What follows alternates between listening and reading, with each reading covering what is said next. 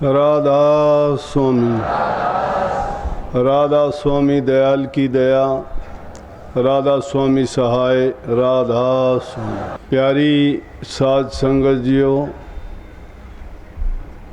सत्संगी प्रेमी भाइयों बहनों माताओं, जितने भी आप सत्संग लाभ के लिए उपस्थित हुए हैं, शांति से बैठ के सत्संग लाभ उठाएं। हिंदुस्तान में जितने भी त्यौहार हैं उनका अपनी अपनी नाम से अलग अलग उनका महत्व है। चाहे वो व्रत है, चाहे कोई त्यौहार है या कोई तीर्थ है। व्रत हैं तो कोई पति के लिए है, कोई पुत्र के लिए है, कोई दुख निवारण के लिए है, कोई लाभ के लिए है। कभी रक्षाबंधन है तो बहन भाई को अपनी रक्षा के लिए सूत्र बांधती है, तो कभी भैया दूज का है कि बहन और भाई का आपस में प्यार का नाता दर्शाता है। कभी फादर्स डे है तो कभी मदर्स डे है। कोई माँ की पूजा के लिए दिन रखा गया है, कोई पिता की पूजा के लिए रखा गया है। तो हर त्यौहार का अपना अपना महत्व है। कोई ना कोई उनके अंदर संदेश है, लेकिन धीरे धीरे हम उस संदेश को भुला के एक रस्म रिवाज मान के उनको सिर्फ निभाना शुरू कर देते हैं। जितने भी ये रिश्ते नाते हैं, आपसी संबंध हैं, आपसी जो मेलजोल है, ये हमारे संस्कार थे। और वो संस्कार इतने अच्छे थे कि उसके कारण परिवार में, समाज में शांति होती थी, आत्मीयता आती थी, एक दूसरे के सहायक थे, दुख दर्द में एक दूसरे के पूरक और भागीदार थे। हर चीज़ जो भी हम करते थे उसके पीछे एक भावना छिपी होती थी।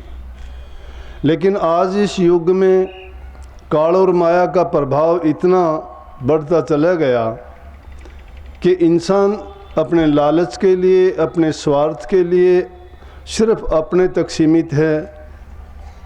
उसमें जो हमारे सामाजिक नाते थे उसमें भी हम आपसी बैर विरोध पैदा करके मानसिक शांति को खराब कर दिया। समाज में बुराइयां पनपने लगी थी। पहले भी ये नहीं है कि ये बुराइयां अभी आई हों। जब से सृष्टि की शुरुआत हुई, जब से मानव ने जन्म लिया, उसी समय से दानव ने भी जन्म लिया था। हमारे शास्त्रों के अंदर साफ उल्लेख भी है इन चीज़ों का कि जहाँ यश है वहाँ अपयश भी है, जहाँ लाभ है वहाँ हानि है, जहाँ सुख है वहाँ दुख भी है।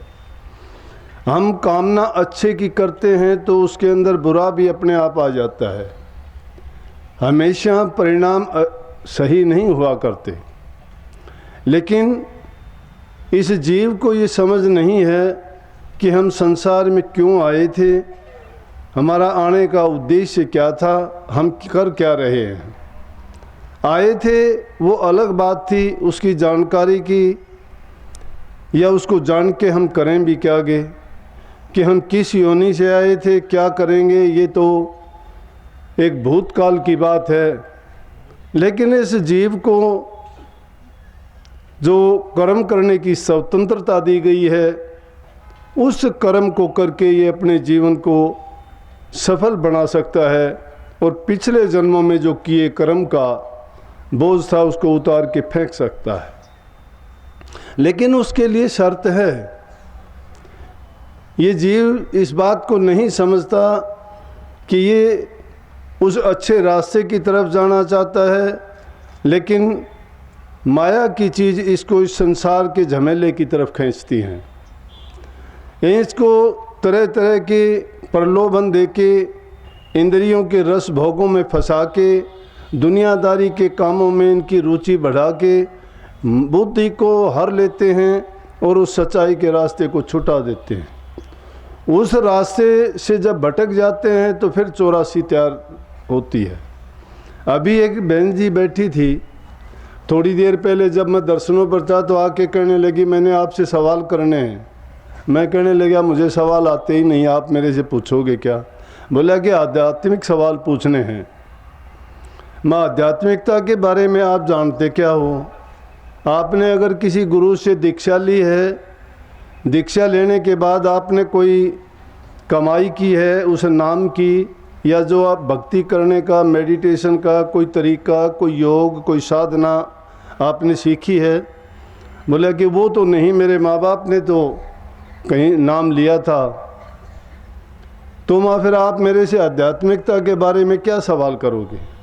बोला नहीं, मुझे कुछ यही पूछना था कि 84 लाख योनि, कोई कुछ कहता है, कोई कुछ कहता है। आप कोई कुछ के चक्कर में क्यों पड़ते हो? कोई कुछ तो दुनियादारी है। इसमें जिस इंसान की जो समझ होती है, जो उसके ख्यालात होते हैं, वही बात वो कहेगा। सबको कोई एक चीज़ रास नहीं आती है। लेकिन अगर ऐसे पूर्ण पुरुष के संग में तुम जाओगे, जिसको किसी से राग नहीं, द्वेष नहीं, जिसको किसी से कोई स्वार्थ नहीं, जिससे उस दुनियादारी से उसको कोई हित नहीं, और वो बिना हित के, बिना स्वार्थ के जो परमार्थ और परोपकार का रास्ता आपको सिखा देता है, बता देता है, उसकी शरण में जाओगे तो आपको उस चीज़ का पता लग सकता है कि क्या 84 है, ये जीव क्यों भटकता फिरता है, इसको कौन रास्ता दिखाएगा और किस रास्ते पे चल के ये अपनी मंजिल को वापस पा सकता है। ये जीव मुसाफिर है इस संसार में, अज्ञानी है, इसको समझ नहीं है। लेकिन वक्त के संत सतगुरु जब इस धरा पर आते हैं तो वो इस जीव को वो रास्ता बताते हैं कि जिस रास्ते पर चल के ये पिछले जन्मों के जो कर्म थे उसको भी काट लेता है और आगे का जो प्रारब्ध इसने बनाना था उसको भी ख़त्म करके ये उस देश या उस जगह पर चला जाता है जिससे वापस इसको इस दुनिया में नहीं आना पड़ता। कहने को बहुत कुछ कहते हैं लेकिन मार्ग इतना सहज नहीं है। करनी बहुत बड़ी है। जो संत सतगुरु की शरण में रह के उनकी सेवा नहीं करता है, उनसे ज्ञान प्राप्त करके उनके बताए हुए रास्ते पर जो जीव नहीं चलता है उसको कुछ नहीं मिल सकता। इसलिए गुरु क्या करता है, गुरु उसको मर्यादाओं में बांधता है। और जो जीव मर्यादाओं में नहीं बंधता है, जो मर्यादाओं को जानता ही नहीं है, मर्यादा है क्या, इसी चीज़ को तो लोगों ने पाखंड बना लिया। स्वार्थ के लिए इन्होंने सब कुछ मिथ्या कर दिया। जो लोभ में हैं, लालच में हैं, स्वार्थी लोग हैं, इंद्रियों के रसों में और भोगों में डूबे हुए हैं, उनका और भक्ति का कोई मेल नहीं है। अगर उनके कार्य व्यवहार अगर देखते हैं तो उनके दुनियादारों से भी बुरे हैं और नाम उनका भक्ति का है तो भक्ति पर एक धब्बा है। भक्ति के मार्ग पर तो संत सतगुरु ही चला सकते हैं। जो खुद ज्ञानवान है वही आपको रास्ता दिखा सकता है। अगर एक बुझे हुए दीपक के पास दूसरे दीपक को लेके जाओगे और वो खुद बुझा हुआ है तो उसको कैसे रोशन कर देगा। जिसने खुद ज्ञान नहीं लिया, जिसने खुद करनी नहीं की, और करनी कैसे की जाएगी, जिसके अंदर कभी सेवा नहीं की, कभी उसने त्याग नहीं किया, कोई साधना नहीं की और उसने कोई तप नहीं किया। भक्ति में और परमार्थ में सफलता के लिए तप, त्याग, साधना, और वो भी कौन, चरित्रवान कर सकता है।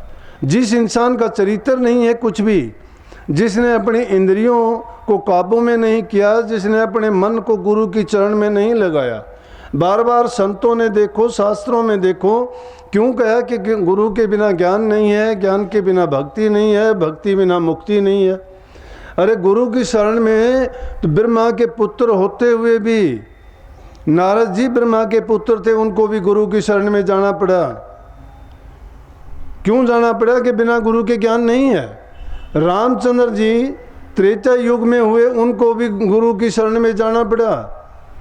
श्री कृष्ण जी द्वापर में हुए, आज तक उनको भगवान का रूप मान के उनको हम पूजते हैं, और थे भी वो परमात्म रूप थे, क्योंकि वो अवतारी पुरुष थे। और वो भी जब इस धरा पर आए तो उनको भी गुरु बनाना पड़ा था। चाहे कैसे भी, कबीर साहब चारों युगों में आए, लेकिन उनको भी हर युग में गुरु धारण करना पड़ा। जब तक गुरु नहीं मिलता है, गुरु के बिना ज्ञान नहीं है। गुरु चाहे हो कैसा भी, कैसा का मतलब, गुरु में जब तुम्हारी आस्था है पूर्ण, तो तुम्हारे लिए वही गुरु परमात्म रूप है। लेकिन तुम्हारा यकीन ही नहीं है, विश्वास नहीं है, तो तुम्हारे लिए गुरु कुछ भी करता भी नहीं है। जब गुरु की शरण में जाओगे तो गुरु आपको सबसे पहले कहेगा कि जो निषेधात्मक चीज़ें हैं उनको त्याग करो। जो बुराइयां हमारे अंदर भरी हुई है, उन बुराइयों को तो त्यागते नहीं हैं। जब तक हम उन बुराइयों से बंधे हुए हैं, तब तक अच्छाई का रास्ता हमें नहीं मिल सकता। ये हो नहीं सकता कि एक ही समय में कोई दो घोड़ों पर सवार हो सकता है। संत लोग इसी कहते हैं कि ये दुनिया की तरफ से जब अपने मन को मोड़ लेगा, तभी परमात्मा की तरफ इसको मन को जोड़ा जा सकता है। और मन है कि विषयों का गुलाम है, ये हमें बार बार विषयों की ओर खींचता है। तो इंसान, ये जीव अपने आप को भुला बैठा है कि मैं हूँ क्या, इसको पता ही नहीं है। जब 84 लाख योनि के चक्कर हैं क्या, वो बहन ने पूछा था कि 84 लाख योनि होती हैं क्या। बोले कि एक पंथ वाले कहते हैं कि 84 कुल 84 जीवन को 84 लाख कहते हैं, कि लख कहते हैं देखने को, और 84 के 84।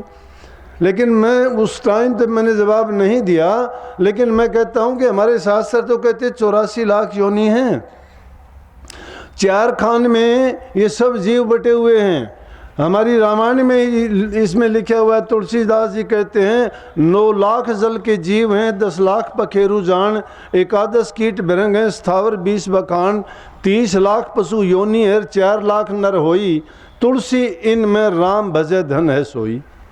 ये 84 लाख प्रकार की योनि होगी, और ये 4 श्रेणियों में बटे हुए हैं, अंडज, जेरज, स्वेदज, उद्भिज। कोई अंडे में पैदा होता है, कोई झिल्ली जेर में लिपट के आता है, कोई पानी और रेत से होता है, और कोई पसीने से पैदा होता है। ये कुल मिला के 84 लाख प्रकार की हैं। अब आप खुद सोचो कि उसको शब्दों के हेर फेर में अगर कोई अपनी बुद्धि से उसका अपने मतलब के अनुसार अर्थ निकालता है, तो उसको हम कैसे सत्य मान लें। शास्त्रों की बात को भी हम अपने हित के अनुसार अगर तोड़ मरोड़ के कहें कि ये नहीं, इसका मतलब ये है, तो वो गलत है।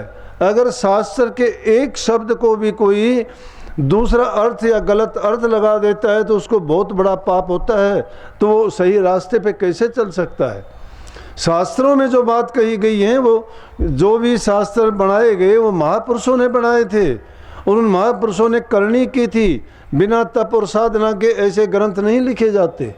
जब वो इस तीनों अवस्थाओं से ऊपर उठ जाते हैं, शारीरिक शरीर से, मन से और आत्मा से, वो चौथे पद में जब तक नहीं पहुंचते हैं, तब तक मन की एकाग्रता कोई काम नहीं आती है। ये मन इससे नीचे जब तक रहता है, ये बार बार भटकता है, विषयों में गिरता है। अब हमें लत लगी हुई है, कोई शराब पीता है, कोई मांस मिट्टी खाता है, कोई चोरी झूठ करता है, कोई छल कपट बेईमानी करता है।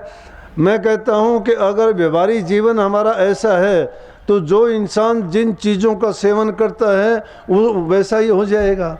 संसार में 5 तत्व 3 गुण से बनी हैं सारी चीज़ें, और जिसमें जिस गुण की प्रधानता हो जाती है वो वैसा ही व्यवहार करता है। और वो प्रधानता कैसे होगी, हमारे खान पान से होगी। एक खान पान हमारा ऐसा है जो हमें बिल्कुल नास्तिक बना देता है। एक खान पान ऐसा शुद्ध और पवित्र होता है कि जिसको खाने से ही हमारे विचार पलट जाते हैं। इसीलिए महापुरुषों से मंदिरों में, गुरुद्वारों में, सत्संगों में जब कोई प्रसाद का वितरण किया जाता है, उसको प्रसाद कहते हैं। प्रसाद है वो, उसके लेने से इंसान के विचार बदल जाते हैं, क्योंकि वो किन के द्वारा बनाया होता है, वो उन आत्माओं रूहों द्वारा बनाया होता है जो परमात्मा में अटूट आस्था रखने वाले हैं, अपने गुरु में श्रद्धा रखने वाले। और जब वो बनाते हैं तो उनकी वृत्ति पाक, साफ और पवित्र होती है। जो इंसान जैसे विचार लेके कोई चीज़ बनाता है, उस चीज़ में भी वही विचार आ जाते हैं। फिर हर चीज़ की तासीर अपनी है। जिन चीज़ों की तासीर तामसी है, उनके खाने से तामसी विचार हो जाएंगे। जिनकी सात्विक है, उनका सात्विक विचार हो जाएंगे। तो जो ये खान पान क्या है, हम खाते कुछ हैं, ऐसे चटपटे भोजन खाते हैं, मक्खन मलाई घी खाते हैं, दूध दही खाते हैं, उनसे और फिर सोचते हैं कि उनसे आलस आएगा, निंद्रा आएगी और प्रमाद जागेगा। फिर भक्ति कैसे कर पाएंगे हम? जब तक हमारा मन शुद्ध नहीं है तो हमारी रूह पवित्र नहीं हो सकती। शुद्ध मन में ही शुद्ध विचार हुआ करते हैं। संग अच्छा होना चाहिए आदमी का, खान पान अच्छा होना चाहिए, इसीलिए सत्संग की महिमा गाई है। इसी में भी यही बात कही कि सत्संग की सार कोई कोई जाने। कोई कोई जानने का मतलब ये नहीं है, सत्संग में हम सभी बैठे हैं। यहाँ बैठे बैठे भी हम यहाँ नहीं बैठे हैं। कोई चीज़ आप भूल के आए हो, किसी का कोई ज़रूरी काम है, उसको अगर छोड़ के आए हो, बैठे यहाँ पे हो, आपका ख्याल उस बात से नहीं लगा हुआ है कि देखो मैं जाऊँगा जब तक क्या होगा, कैसे होगा, मैंने ये गलती कर दी, वो कर दी। जब शारीरिक रूप से यहाँ हो लेकिन मानसिक रूप से यहाँ नहीं हो। इसी प्रकार से जो गुरु से दिया हुआ मंत्र है, उसकी अगर आप साधना करके, उसकी कमाई करके, इतनी कमाई उसकी कर लो, अपनी वृत्ति को वहाँ ठहरा दो, उसके बाद आप काम करते रहो, कहीं भी जाओ, कुछ भी करो। तो उसको संतों ने कहा कि आदमी का मन हाथ कारवल और मन यारवल। जिसका हाथ तो काम कर रहा है, दुनियादारी के कामों में है वो, लेकिन मन उसका यार से जुड़ा हुआ है। अंदर में जब तुम्हारी भावना वहाँ जुड़ जाती है तो हमें वो तुम्हें पवित्रता की ओर, सच्चाई की ओर अपने आप ले जाता है। जो भी काम करते हो वो फिर प्रभु के निमित्त ही करते चले जाते हो, लेकिन उसके अंदर प्रेम होना चाहिए। साधना राधा स्वामी मत ने 3 चीज़ों पर मुख्य करके बल दिया। उन्होंने कहा कि प्रेम, प्रीत और प्रतीत होनी चाहिए, और उसके अंदर सत्संग, सतगुरु और सतनाम होना चाहिए। सत्संग, सतगुरु और सतनाम क्या है? गुरु तो अनेक मिल जाएंगे आपको, कोई भी काम बता देगा गुरु है। सतगुरु उसको कहते हैं जो हमें सत्य का ज्ञान दे दे, उस सत्य से जोड़ दे। लेकिन वो मिलेगा कहाँ से? सत्संग से। अब सत्संग तो देखो इस युग में कोई कीर्तन करता है, कोई कथा करता है, कोई और पाठ करता है, और कहीं सत्संग होते हैं, लेकिन उनमें अंतर है। कोई लौकिक भक्ति है, कोई पारलौकिक भक्ति है। कोई मंदिरों में पूजा करता है, मूर्तियों की पूजा करता है, कोई यज्ञ हवन करता है, कोई तीर्थों पे जाता है। अलग अलग धारणाएं हैं, उनकी क्रियाएं तो सारी की सारी हमें नज़र आती हैं कि धार्मिक हैं, लेकिन उनमें रूह की बेहतरी की कहीं भी कोई गुंजाइश नहीं है। तरीके अलग अलग हैं, लेकिन गुणगान तो सभी में उस मालिक का ही है।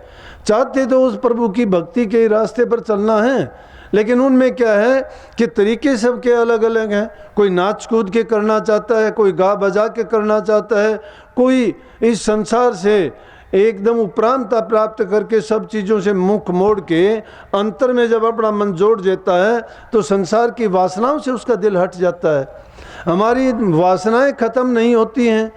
हम तो जब से जन्म लेते हैं मरने तक, पहले बचपन क्या, लेकिन सोचते नहीं, बचपन आया चला गया, जवानी आई वो भी चली गई, बुढ़ापा आता है वो जाता नहीं, इंसान को लेके चला जाता है, फिर इंसान पछताता है। इसलिए इस मनुष्य को ये कहा गया कि तुझे जो जन्म मिला है, इस जन्म में अगर तू नहीं कर पाएगा तो जन्म व्यर्था चला जाएगा, और ये जन्म भी तेरा व्यर्था चला गया तो फिर बार बार फिर 84 में चक्कर काटना पड़ेगा। जब यहाँ नियम कानून है, जो जैसा कर्म करता है उसका परिणाम और सज़ा उसको भोगनी पड़ती है, तो जीव के लिए वो बड़ा कानून और बड़ी जगह भी है जहाँ ये जीव जाता है और अपना लेखा जोखा इसको देना पड़ता है। वहाँ पर इसका फैसला होता है कि इस आगे जाके इसका क्या होना है, क्या नहीं होना है। अब कोई कहे कि मैं जानना चाहता हूँ, इसको जानना चाहते हो ना, तो अपने आप को जानना शुरू करो। पहले अपनी रूह को अंदर में तुम देखना शुरू करो, जहाँ नूरी गुरु बैठा हुआ है। अंतर में जब प्रवेश करोगे, साधना करोगे और नूरी गुरु से मिलोगे तो आपके सवाल खत्म हो जाएंगे, पूछने की गुंजाइश नहीं रहेगी। अब सुनी सुनाई कही कुहाई बातों को अगर हम गीत बना के गाते हैं, ठीक है, रोचक बातें होंगी, हमारे दिल को बहला देंगी, दिल को जोड़ेंगी, अच्छी लगेंगी, उस रास्ते पर चलाने के लिए प्रेरित करेंगी।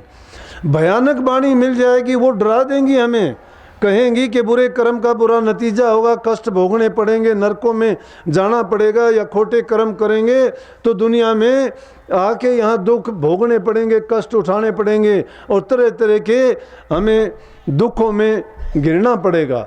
लेकिन अगर अच्छे कर्म करते हैं, दान पुण्य करते हैं, नेक कर्म करते हैं, परोपकार करते हैं, दूसरे जीवों का सुख पहुंचाते हैं, उनको किसी न किसी प्रकार से उनके मन को हम शांति देते हैं, तो निश्चित रूप से हमें उसका परिणाम अच्छा मिलेगा और हमें वो जन्म भी अच्छा मिलेगा। लेकिन जीव की उसमें कहीं भी ये प्रबंध नहीं हुआ कि ये मुक्त हो गया संसार से। इसका मुक्ति का रास्ता तो क्या है कि ना सुख ना दुख, ना लाभ ना हानि, ना जन्म ना मरण, इनसे अलग जो मंजिल है, जो रास्ता है, कामना किसी चीज़ की नहीं। जब तक हम कामनाओं में हैं या किसी चीज़ से अपेक्षा करते हैं, जब तक हमारी अपेक्षा है संसार में आते रहेंगे। अपेक्षाओं को त्याग के देखो, आप कामनाओं से बाहर निकल के देखो, कामना हमारी ख़त्म नहीं होती है, हम ख़त्म हो जाते हैं। जब से जन्म लेते हैं तब से शुरू होते हैं, पहले कुछ चाहते हैं, उसके बाद में हमारी उनका रूप बदलता जाता है, लेकिन ये हमारा मन नहीं बदलता कि हम कुछ अच्छा भी करें। लेकिन मालिक ने सबके लिए इंतज़ाम किया है। जीव को आज़ादी ज़रूर दी कि तुझे आज़ादी है, जो तू करना चाहे कर। अब इंसान दोष कभी परमात्मा को देता है, कभी भाग को दोष देता है, कभी कर्म को दोष देता है। दोष सारा कर्म का है। कर्म किसने किए? हमने किए हैं। पहले भी किए थे तो भी हमने किए थे, उसके परिणाम स्वरूप हमें इंसान का चोला मिला है। अच्छे कर्म किए थे, हमें संत सतगुरु मिला है, नाम मिला, भक्ति करने का हमें तरीका मिला। उससे भी बेहतर कर्म किए थे, हमें सत्संग मिला। संतों का सत्संग बड़ा दुर्लभ है। ये पावन भूमि पर ही हो सकता है, नहीं तो ऐसी भूमि भी है, यहाँ से थोड़ी दूर चल के देखो ना, कुरुक्षेत्र के मैदान में कितना भारी युद्ध हुआ था द्वापर में। 18 दिन तक युद्ध चला था, 56 करोड़ यदुवंशियों का नाश कर दिया था, वो भी भूमि थी। ये पानीपत का मैदान रहा, यहाँ इतनी बड़ी बड़ी लड़ाइयाँ हुई थी, वो भी तो भूमि थी। लेकिन सत्संग या जिन चीज़ों को आज हम पूज्य मानते हैं, कहीं को मानते हो, कहीं और के मंदिरों मस्जिद जहाँ बनी हुई हैं, वहाँ किसी न किसी टाइम में कोई पहुँची हुई रूह प्रकट हुई थी। उन्होंने अपने तप के द्वारा, साधना के द्वारा वहाँ के वातावरण को, उस भूमि को पवित्र किया था। और वो भी वक्त आने पर अच्छे काम के लिए ही वो चीज़ प्रयुक्त होती है। इसीलिए मैं तो आज भी यहाँ के बारे में, गांव से मोजीज आदमी थे, सरपंच पंचायत के, तो उन्होंने आके बताया कि जी यहाँ भी जहाँ आज सत्संग का ये कार्यक्रम है, गंगाराम नाम के महापुरुष हुए हैं और उन्होंने यहाँ बहुत तप किया था। तो मैंने कहा कि उन्हीं की प्रताप से, उन्हीं की साधना के कारण आज देखो कितने भगत लोग आए हैं। यहाँ भंडारा चल रहा है, कितने लोगों ने प्रसाद लिया, कितना प्रसाद वितरण हुआ है, कितने लोग यहाँ से शुद्ध भावना लेके आए हैं। जहाँ पर जैसा विचार, जैसा ख्यालात होता है, वहाँ का वातावरण भी वैसा ही बन जाता है। मंदिर के पास जाते हो, तुम्हारे विचार शुद्ध हो जाते हैं। शमशान घाट के पास से गुजरते हो, तुम्हें भूत प्रेत याद आते हैं। पानी के पास जाने से तुम्हें ठंडक मिलती है, अग्नि के पास जाने से तुम्हें गर्मी मिलती है। तुम्हें बताने की ज़रूरत नहीं है, क्योंकि उनका प्रभाव, उनका असर ऐसा ही है। तो इस पवित्र भूमि में जहाँ तप साधना किसी ने, महापुरुष ने की है, तो उस वातावरण में भी वो शुद्ध विचार अब भी घूम रहे हैं। और उन्हीं के प्रताप के कारण यहाँ ये सत्संग का आयोजन और इस भूमि का असली रूप में ये पूज्य भूमि है, पवित्र भूमि है, जहाँ में एकत्रित हुए हैं। इसलिए जो भी चीज़ जहाँ भी हैं वो तो मालिक जानता है, लेकिन हम भी अगर थोड़ा ख्याल करते हैं तो हम अपने आप को बदल सकते हैं, उस चीज़ को महसूस कर सकते हैं। लेकिन महसूस जब कब करेंगे? जब उस ओर हम मन लगाएंगे। मन उस ओर लगाते ही नहीं हैं। सारी की सारी चीज़ हाजिर हैं। अब पीछे से ही बिजली की सप्लाई नहीं हो, तार यहाँ हैं, खंभे यहाँ लगे हुए हैं, लेकिन उसमें बिजली नहीं आ रही। हाथ से पकड़ो तारों को, कुछ नहीं होता। लेकिन पीछे से जब बिजली शुरू हो जाती है तो उसी तार से हाथ लगाओगे, नहीं लगा सकते। उनसे कुछ भी काम लो, उसमें शक्ति है। तो शक्ति को इसी प्रकार से इंसान में वो शक्ति है, सबके अंदर है। आत्मा से परमात्मा क्यों कही गई? परमात्मा ने आत्म शक्ति आपको जो दी है उसमें वो सभी गुण हैं, लेकिन हम माया देश में आके अपने कर्म करीने से गंदे मंदे कर्म करके उस असलियत को भूल चुके हैं। लेकिन जब संत सतगुरु आते हैं वो सत्संग के द्वारा जीवों को चिता के नाम की दीक्षा देके याद दिलाते हैं कि हमारा उद्देश्य संसार में आने का था कि इस जीव के कल्याण का इंतजाम किया जाए। जब तक वो हम प्रबंध नहीं करते हैं तब तक सब मिथ्या बात होता है। लेकिन उससे पहले मैंने बात कही कि अपने जीवन चरित्र को अच्छा बनाना पड़ेगा। जब तक हम सच्चे नहीं हैं, पाक साफ नहीं हैं, अच्छे काम नहीं करते हैं, हमारा जीवन शुद्ध पवित्र चीज़ों का सेवन करने से नहीं बना है या हमने विषय विकारों में अपने आप को लगा दिया है, तो सब का सब बेकार चला जाता है। जितने भी महापुरुष हुए हैं, जितने भी धर्म पंथ मजहब आज दुनिया में हैं, सब के सब ये कहते हैं कि तुम अच्छे बनो, बुराइयों को त्यागो। कोई नहीं कहता कि मांस मिट्टी खाओ, कोई नहीं कहता कि शराब पियो या तुम दूसरे नशे करो, कोई नहीं कहता जुआ खेलो, कोई नहीं कहता किसी को कष्ट दुख दो। अगर तुम चोरी करके खाते हो, लूट खसूट करके खाते हो, हेरा फेरी का खाते हो, झूठ बोलते हो, तुम लाख कोशिश करो। मैंने तो कभी किसी को नहीं देखा कि कोई लूट खसूट करके बादशाह बन गया हो या किसी ने कुछ कर लिया हो। अगर तुम देखोगे थोड़े समय के लिए, मानता हूँ खुश हो जाएंगे वो, लेकिन वो परमात्मा के घर में न्याय है, देखते ही देखते उनकी बर्बादी भी देख लेना। जो चीज़ आसानी से आती है वो आसानी से चली भी जाती है, लेकिन जो जिस तरीके से ली जाती है वो चीज़ उसको बर्बाद करके ही जाती है। कभी किसी जुआरी का तुमने देखा है कि उसके कोई कारोबार चलते हों? कभी तुमने और दूसरे बुरे कर्म करने वालों को देखा है कि उनके पास कुछ हो? नहीं, सब का सब ऐसे ही बर्बाद हो जाता है। यूं जो बुरे तरीके से कमाया जाता है बुरे रास्ते पे ही चला जाता है। इसलिए अगर आपके पास धन है तो अच्छे काम में लगाओ, कमाया हुआ है तो। गलत तरीके से लिया हुआ अगर तुम अपनी संतान को भी दोगे वो भी बिगड़ जाएगी। अगर किसी को बुरा अन्न खिलाओगे तो भी वो बुरा हो जाएगा। ये जगह जगह ऐसी प्रमाण हैं हमारे पास। जब महाभारत का युद्ध हुआ और युद्ध जब खत्म हो गया, युद्ध खत्म होने के बाद भीष्म पितामह बाणों की सैया पर लेटे हुए थे।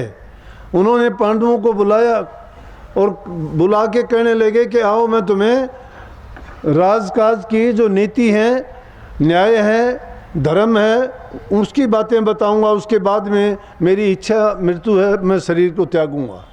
जब वो पांचों पांडव आ गए, द्रौपदी भी आ गई और उनको ये बात धर्म की, न्याय की बताने लगे, तो जब बताते बताते द्रौपदी बीच में ही कहने लगी कि हे पितामह, आज आप बड़े धर्म कर्म की बात करते हो, बड़े न्याय की बात बताते हो, बड़े दूसरी अच्छी अच्छी चीज़ इनको सिखाते हो, लेकिन उस दिन आपका धर्म कहाँ गया था जब बड़ी सभा में मुझे बाल पकड़ के घसीट के लेके आए थे, जब मुझे नंगा किया जा रहा था, आप उसी जगह पर बैठे हुए थे जब आपकी धर्म नीति क्या कहती थी।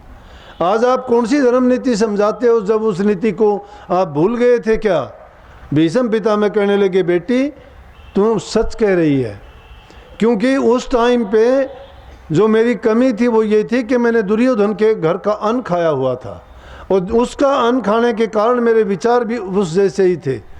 इसलिए जो जैसा अन्न खाता है उस इंसान का वैसा ही मन हो जाता है, जो जैसी संगत करता है उसकी वैसे ही पंगत हो जाती है। लेकिन जिसके दिल में सच्ची विरह परमात्मा के लिए है, नाम के लिए है, अपनी मुक्ति के लिए जिसको तड़प है, जो चाहता है कि इस जीव का कल्याण हो जाए, वो नाता अपने गुरु से जोड़ता है, कमाई नाम की करता है, संसार की चीज़ों के अंदर, विषयों के अंदर अपने मन को नहीं लगाता। जो उन विषयों को त्याग के नाम की ओर जोड़ देता है तो संसार के रंग रास उसको फीके लगने लगते हैं। क्यों कि उनके अंदर वो रस नहीं है, और जब तक वो रस पावा तो ये रस नहीं भावा। जब तक संसार का रस तुम्हें अच्छा लगता है तो नाम का रस, भक्ति का रस आपको नहीं मिलेगा। लेकिन जब भक्ति का रस मिल जाएगा तो संसार के रस आपको फीके लगने लगेंगे। देखते नहीं कितने उदाहरण हैं, बड़े बड़े राजे महाराजाओं ने राजकाज को त्याग दिया, गोपीचंद ने अपने राज को ठोकर मार दी। ऐस आराम को छोड़ दिया, भरथरी ने अपने राज को छोड़ दिया, बलख बुखारा के बादशाह ने राज को छोड़ दिया, 36 प्रकार के भोजन त्याग दिए, तन पर कपड़ा नहीं है, नौकर जिनकी सेवा करते थे, मखमली गद्दों पर सवावन फूलों की सेज पर जो सोते थे, पैर नीचे रखने से पहले उन लोग हाथ जिनके रखते थे वो जंगलों में कांटों में अपने पैर बढ़ाते फिरते हैं। लेकिन जो सच्चाई की चीज़ थी उसको ग्रहण करने के लिए उन्होंने कष्ट उठाए। जब तक हम त्याग नहीं करते हैं तो हमें मिलेगा क्या? अपने सुख को, अपने आराम को जब तक नहीं त्यागते तब तक उस चीज़ को प्राप्त नहीं कर सकते। और वो खजाना तो इतना कष्ट कमाई का है कि जो बिरले जीव होते हैं जो अपने तन मन धन की बाजी लगा के और सिर धड़ की बाजी भी साथ लगाते हैं। तन मन धन तो कोई मायने नहीं रखते। देखोगे कि कबीर साहब के टाइम में उनके जो बहुत बड़ा सेठ था, उनका शिष्य हुआ, बाद में क्या किया उसने? सारा का सारा अपना धन छोड़ दिया।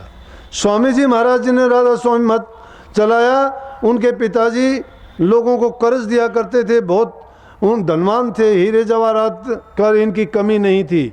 लेकिन जब स्वामी जी महाराज आए तो उन्होंने अपनी बही निकाल के सबके नामों पर कलम मार दी और कहने लगे कि किसी को कुछ देना लेना नहीं है, कोई किसी का कर्ज नहीं है, कोई जो जिसने दे रखा है उसका सब पूरा हो चुका है। क्योंकि ये चीज़ें माने नहीं रखती। भक्ति में ये चीज़ें बाधा हैं। जो या तो भक्ति करो या इन चीज़ों के अंदर, जब दुनिया की चीज़ों में फंस जाओगे तो भक्ति से दूर हट जाओगे। लेकिन भक्ति के रास्ते में जब पूर्ण रूप से लग जाओगे तो संसार के रस आपको सारे के सारे फीके लगने लगेंगे।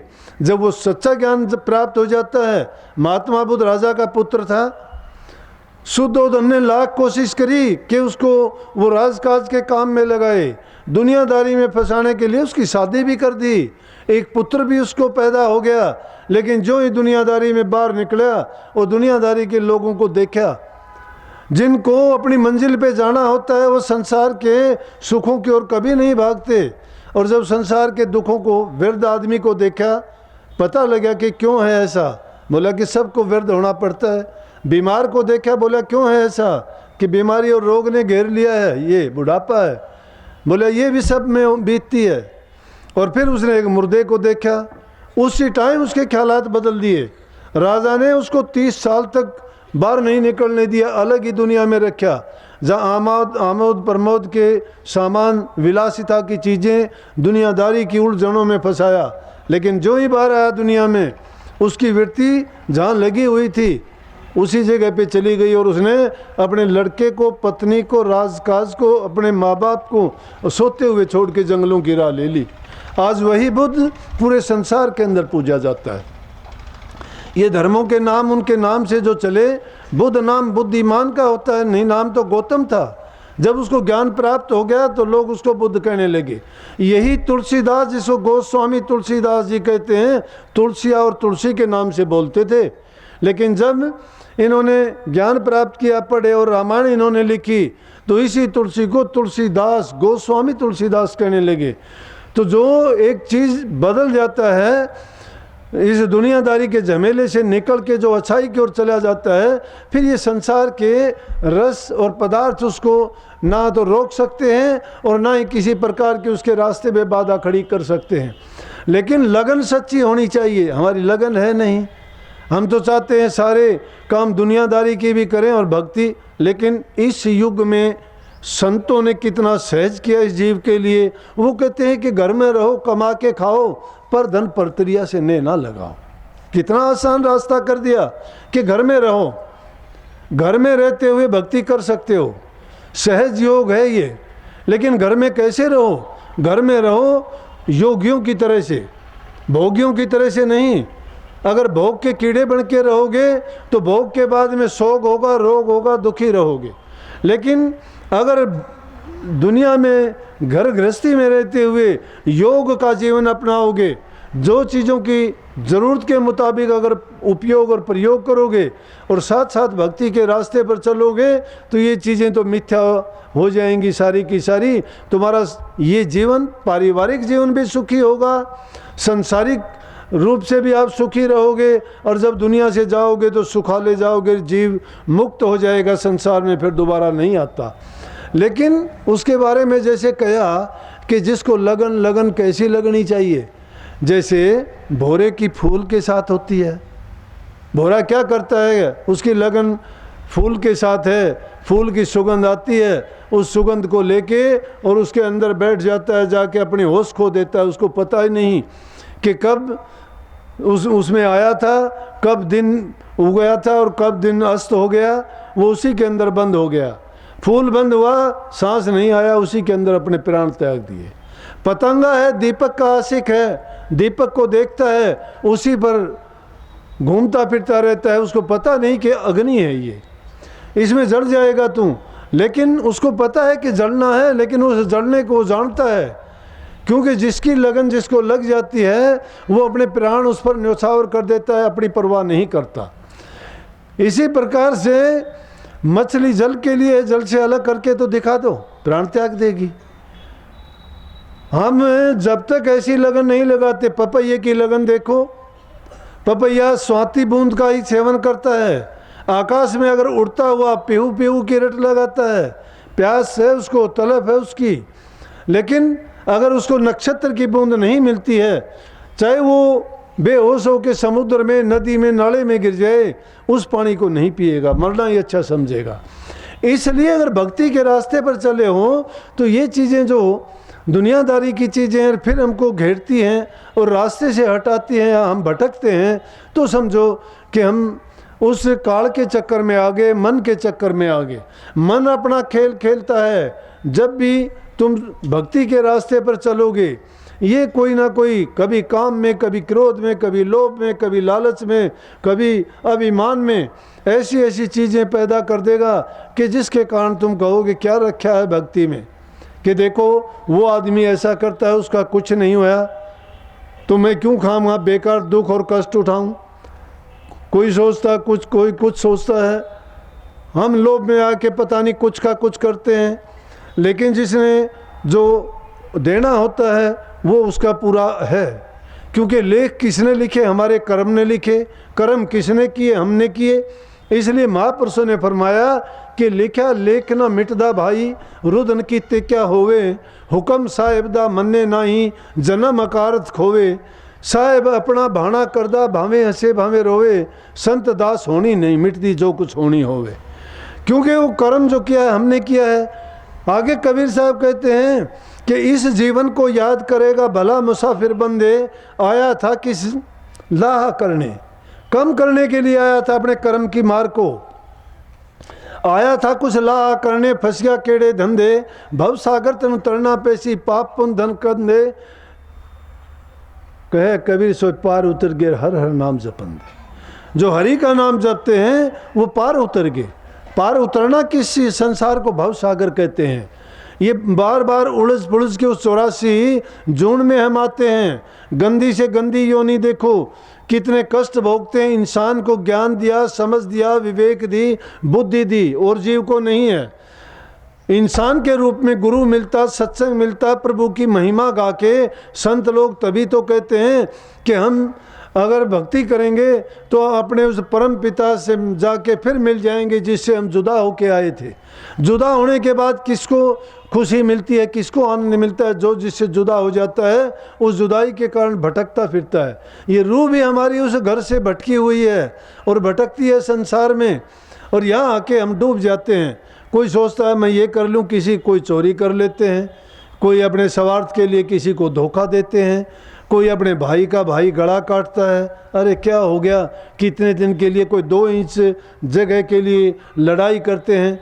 एक माँ से पैदा हुए, एक पिता के अंश हो, एक परमात्मा की संतान हो, कुछ दिन के लिए इस संसार में मुसाफिर की तरह आए हो, छोटी छोटी बातों को लेके ये चीज़, ये ज़मीन, ये जायदाद, ये सब कुछ यहीं रह जाना है। जो काम करना था उसको तो भुला दिया और बेकार की बातों में पड़ के अपने जीवन को हमने बर्बाद गंवा दिया।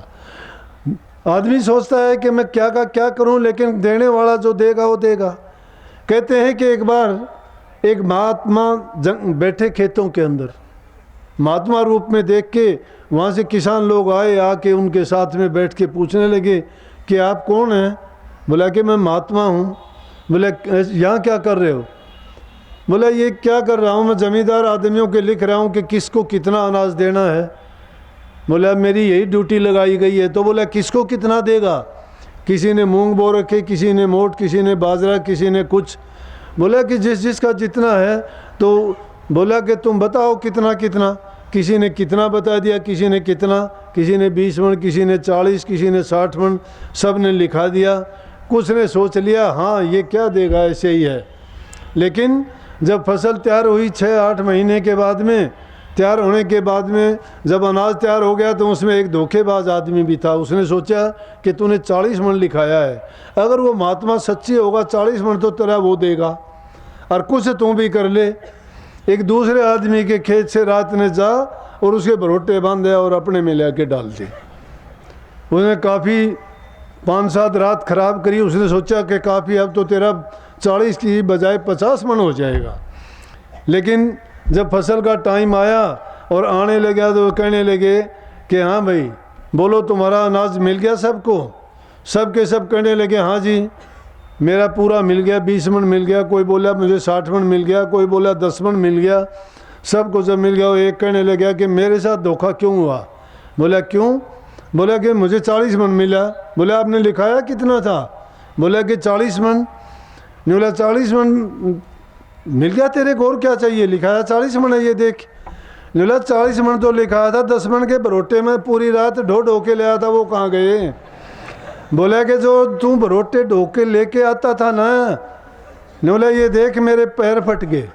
वो आदमी कहने लगा खेत वाला ये कांटे लग गए मेरे पैर, देखो सब फटे हुए हैं, रात के अंधेरे में ढोता था मैं पहले। अनुला तो वो सारे के सारे तू रात को ढोता था, तेरे ढोने के बाद मैं वापस ढोता था उसके। बोला मैंने तेरे 40 मन ही देना था ना, तू कितना भी लालच कर ले, तेरे पैर के साथ साथ मेरे पैर भी देख ले। तेरे तो तेरे स्वार्थ के लिए, लेकिन मैं अपनी बात के लिए पैर फुड़वाए।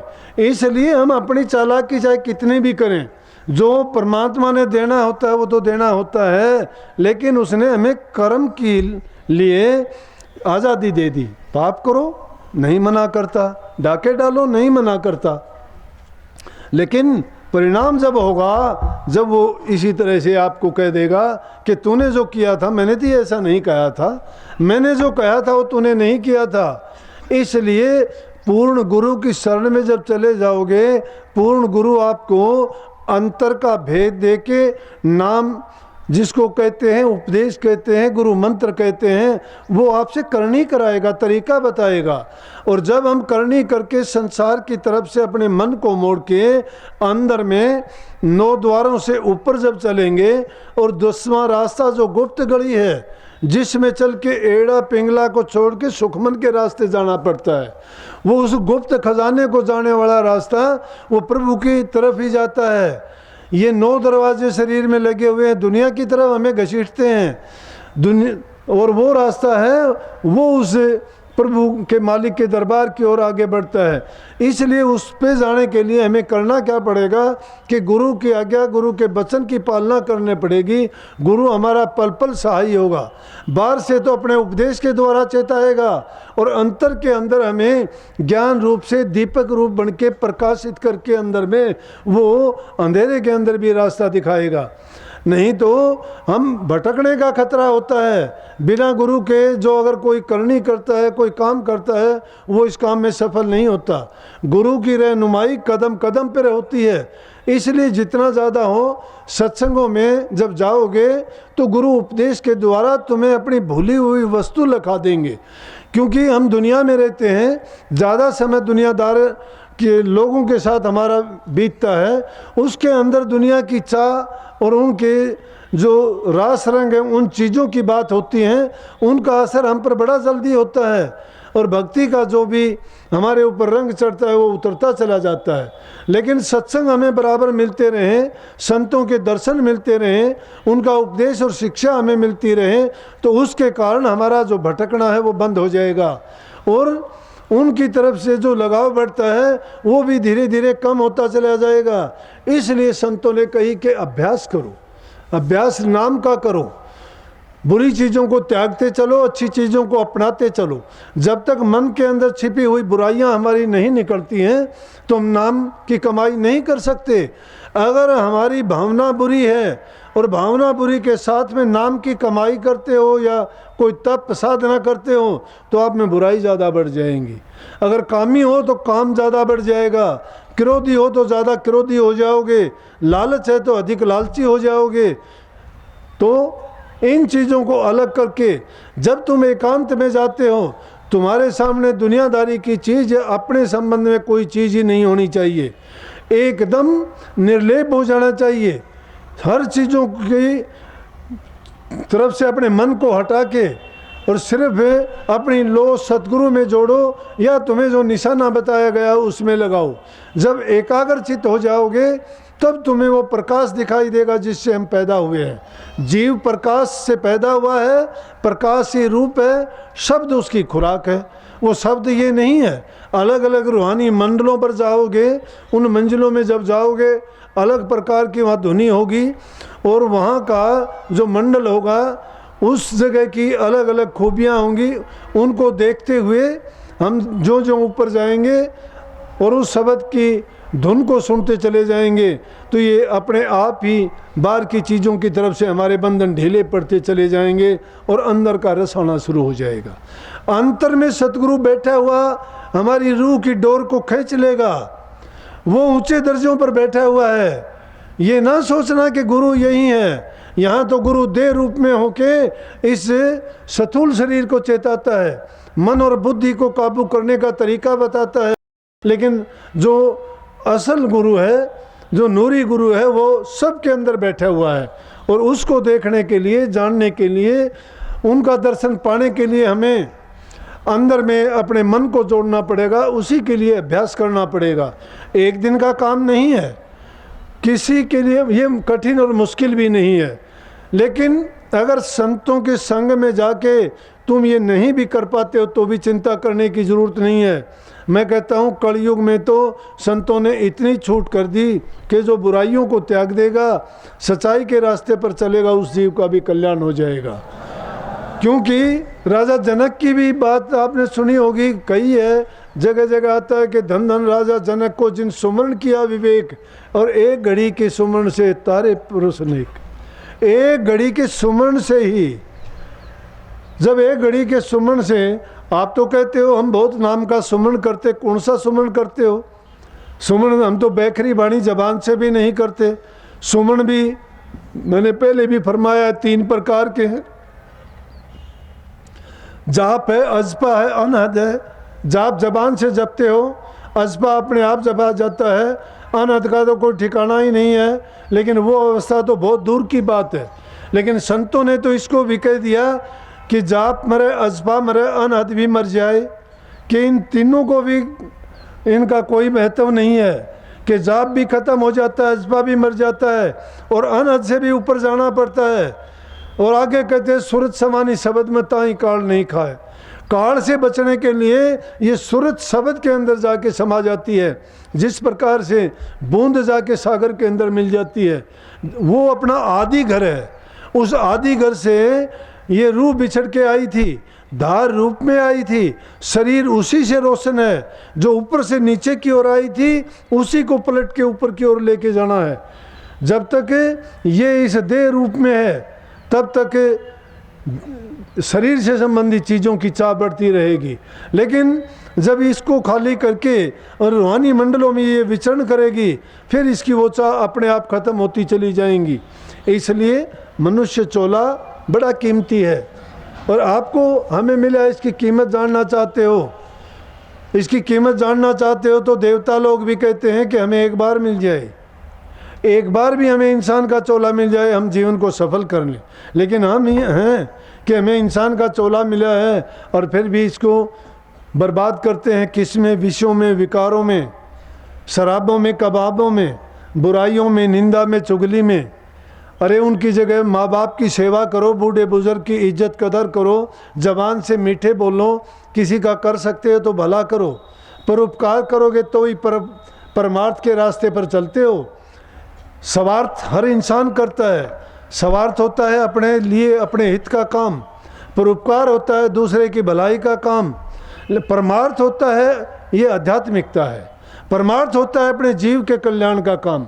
जीव का कल्याण तो जब करोगे जब आप परोपकार और दूसरे की हित की बात करोगे। रामायण में तो इसी बात पर जोर दे के कह दिया कि परहित समान धर्म नहीं कोई, कि दूसरे के हित करने के सिवाय तो कोई धर्म ही नहीं है।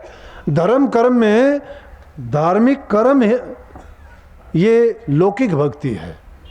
मंदिर जाना, पूजा करना, यज्ञ करना, हवन करना, तीर्थों पे जाना लौकिक भक्ति है। दान पुण्य करना, व्रत करना, ये करोगे लोगों में ये दिखाई देगा कि हाँ ये धार्मिक प्रवृत्ति का आदमी है, अच्छे काम करता है, पूजा पाठ करता है, आरती प्रार्थनाएं करता है, दान पुण्य करता है, पवित्र है ये। लेकिन भक्ति लौकिक है, पारलौकिक नहीं है। पारलौकिक भक्ति के लिए तो तुम्हें रूहानी ज्ञान चाहिए, और रूहानी ज्ञान रूहानी गुरु से मिलेगा। रूहानी का मतलब है जो रूह की बेहतरी का काम बताए, रूह की बेहतरी के लिए तरीका बताए, और वो यहाँ नहीं है, वो अंतर में है। अंतर कहाँ है? इंसान का शरीर खुद अपने आप में एक सृष्टि है, बाहर ढूंढने की जरूरत नहीं है। जिसको खोजना चाहते हो, ये सारी सृष्टि 5 तत्व 3 गुण से निर्मित है। इंसान को परमात्मा ने अपने बाद में दूसरे नंबर का बनाया है। अगरचे बंदा खुदा नहीं है, लेकिन ये खुदा से जुदा नहीं है। खुदा तो नहीं है ये इंसान, लेकिन ये जुदा भी नहीं है। वो वहाँ बैठा हुआ इन मांस के पुतलों को बना देता है, लेकिन इंसान यहाँ बैठ के मिट्टी के बना देता है। ये टूटते ये भी हैं, टूटते वो भी हैं, बना लेता है, लेकिन ये जीव नहीं डाल सकता। जो जीव है उसकी जब चिंता की जाएगी, उसकी परवाह की जाएगी, और उसके सुख की और उसको इस संसार सागर से निकालने की जब चिंता होगी, तब आप नाम का, गुरु का और सत्संग का महत्व जानोगे। बुराइयों से निकल जाना भी बहुत बड़ी अच्छी बात है, ये मैं पहले ही बता चुका। लेकिन अच्छे कर्म करना आदमी को अच्छे फल देगा, बुरे कर्म करने वालों को बुरा मिलेगा। लेकिन ये इस बात की चिंता ना करना कि आप क्या करते हो, करो सोच समझ के करो, बुराइयों से बचो, अच्छे कर्म करते जाओ, अच्छे का कभी बुरा नहीं होता। आज दुनिया में देखते हो, जब भी समाज सुधारक आए, ऋषि मुनि आए, संत महात्मा आए, उन्होंने सबसे पहले समाज में फैली कुरीतियों को दूर किया। अब बच्चों को संस्कार नहीं दे पाते हम घरों में, इसीलिए आज बच्चे अपनी मनमानी करते हैं। स्कूल कॉलेजों में भेज देते हो, बाहर हॉस्टलों में भेज देते हो, तुम अपना पीछा छुड़ाते हो। स्कूल से आते जा ट्यूशन पे, ट्यूशन से आता जा हॉस्टल में, हॉस्टल में छोड़ दिया, ना माँ की कदर जानता, ना बाप की, ना रिश्तेदार की, ना नातेदार की। कोई किसी के लिए प्यार नहीं है, क्यों नहीं है? उनसे मेल मिलाप नहीं, उनके साथ बोलचाल नहीं। उसके साथी कौन हुए? किताब हुए या उसके साथ पढ़ने वाले हुए। पढ़ने के बाद उसका काम क्या है? सिर्फ पेट के लिए काम करता है, नौकरी पैसे के लिए पढ़ाया जाता है। इंसान का काम सिर्फ पेट पालना है, ये तो जानवर भी अपना पेट भरते हैं। संतान पैदा करना है, सब जीव जंतु पैदा करते हैं। अरे ज्ञान प्राप्त करना एक अलग चीज़ है, 2 अक्षर का ज्ञान प्राप्त करके इस पेट की पूर्ति के लिए सिर्फ काम है। जो काम करना चाहिए था वो तो कहीं भी नहीं सीखा। इससे अच्छे तो हमारे पुराने ज़माने के गुरुकुल थे। गुरु की शरण में जाके शिष्य हर प्रकार का ज्ञान प्राप्त करता था, सारी की सारी ज्ञान सीखता था। औषधि का ज्ञान, योग का ज्ञान, पढ़ाई का ज्ञान, ज्योतिष का ज्ञान, सब के सब शस्त्र विद्या, जो भी होता था सब का सब वही। आज सिर्फ एक चीज़ के लिए ही, क्योंकि ज़रूरत एक ही है, बस वो हो जाता है, बच्चा अपने काम पे चला जाता है, शादी हो जाती है। माँ बाप अगर भूले से कभी चले गए तो माँ बाप को छोड़ के चले जाते, कहते हैं कि हमें तो नौकरी पे जाना, तुम घर रहो चाहे वापस चले जाओ। कौन माँ बाप उसके पास रहेगा? वो तो उस ऐसी हालत होगी जैसे कहावत थी, बोली आंधी गधी कुम्हार किर बच्चे जामे साथ, लद लद के चल दिए गली होगी आप। वो सारे अपने अपने लद के चल दिए, उनके पीछे पीछे वो चल दी। माँ बाप तो उनके पीछे पीछे भागते फिरो। क्या है फिर? बच्चों को अच्छे संस्कार नहीं दिए, इसलिए उनके दिलों में प्यार नहीं है। मामा फूफा अगर चला गया जानते ही नहीं, कहेंगे कौन है ये, उसको पता ही नहीं कौन होता है फूफा कौन। फिर पूछेंगे फूफा क्या होता है, मामा क्या होता है, पता ही नहीं है उनको बेचारों को। उनका दोष नहीं है, उन बच्चों को अगर अच्छे संस्कार दिए होते। हमारा देश तो वो देश था कि जब छोटे बच्चे भी दादा दादी के पास बिस्तर में लेटते थे, वो कहानियाँ सुन सुन के उनके अच्छे आचरण के निर्माण होते थे। छोटी छोटी कहानी जानवरों के रूप में, राक्षसों के रूप में, भूत प्रेतों की रोचक बना के, बूढ़े बुजुर्ग राजे महाराजाओं परियों की कहानी सुना के बच्चों के अंदर संस्कार भर देते थे। उनके अंदर आत्मीयता, प्यार, रिश्ते, नाते, बूढ़े बुजुर्ग की इज्जत कदर सभी सीखते थे। श्रवण कुमार जैसे पुत्र हुए उसे, अब तो क्या है, अब तो महात्माओं ने भी कहने पे मजबूर हो गए। और ऐसे अगर बुरे हों तो उनको छोड़ने में भी दोष नहीं है। बेटा नालायक तजो तजो स्वार्थी यार, निर्मोही माता तजो तजो निलज्जी नार, तजो निलज्जी नार तजो सन्यासी कामी, नौकर नमक हराम तजो तजो अन्यायी स्वामी, पिता अधर्मी तजो तजो नालायक बेटा, और गुरु लालची तजो तजो चिल्लाड़ सेटा। इन चीज़ों का त्याग कर देना चाहिए। सुगनी जैसा मामा हो तो मामा थोड़ा कहा जाएगा, क्या मामा है, उसको तो छोड़ देना चाहिए। होड़खा जैसी बुआ हो तो बुआ कहोगे क्या, एना को जैसा पिता होगा तो पिता कहोगे क्या। इसलिए जो ऐसे हैं, सुगनी जैसा मामा हो मामा होगा, लेकिन जो अच्छे हैं उनसे अच्छी चीज़ ग्रहण करने में कभी परहेज नहीं करना चाहिए। बूढ़े बुजुर्ग की इज्जत कदर करोगे, दूसरे को सुख दोगे, तुम्हें सुख मिलेगा। तुम्हें सुख ढूंढने की जरूरत नहीं, दूसरे का सम्मान इज्जत करोगे तुम्हें मिलेगा।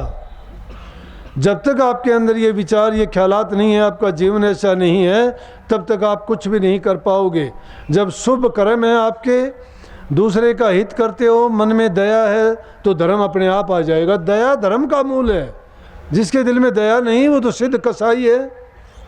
और पाप मूल अभिमान है। अभिमान अगर आ जाता है तो समझो पाप ही पाप है। अभिमान रावण में आया, देखो क्या हुआ, सिकंदर में आया कि देखो क्या हुआ उसका। जिसने भी अभिमान किया उनके नाम लिए जाते हैं। तो ये चीज़ उनके काम आने वाली नहीं है। जो काम आती है आदमी को, नम्रता, दीनता, अधीनता आती है। दीन अधीन नम्र वही होगा जिसने इस राज को जान लिया। और है भी क्या जीव के पास, अगर हम अभिमान में आए तो खोटे मंदे कर्म करेंगे।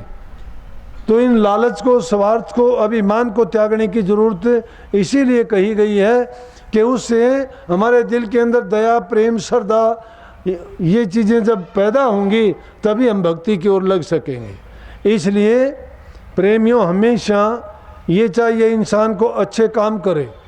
अगर कोई बुरा करता है उसको करने दो, तुम ना उस बुराई का ख्याल करो, ना बुरे के साथ बुरा करो। तुम अगर बदला लेना चाहोगे तो आपकी मदद कोई नहीं करेगा, लेकिन तुम अगर मालिक पर छोड़ दोगे तो उसको अपना कर्म भोगना है। तुम अपना अच्छा करते हो, तुम्हें तो परिणाम उसका अच्छा ही मिलना है। इसलिए बुरा देख के बुरा ना करो, बुरा देख के बुरा ना कहो, ना किसी के बारे में बुरे ख्यालात रखो, ना बुरा देखो, ना बुरा बोलो। तीन ही चीज़ है इंसान को, इन चीज़ों पर आप काबू कर लोगे, आँख, कान और मुँह। ये तीन इंद्रियां ऐसी हैं जिसके द्वारा इंसान अपनी ज़्यादा से ज़्यादा शक्ति का विनाश करता है। आँखों के देखने से, कानों के सुनने से, ज़बान के बोलने से।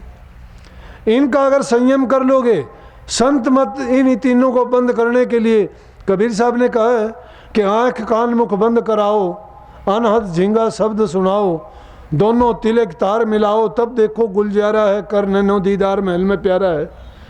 मौलाना रूम कहते हैं लव बंद, चश्म बंद, गोश बंद। मौलाना रूम कहते हैं इन तीनों चीज़ों को बंद करके अंदर में देखो।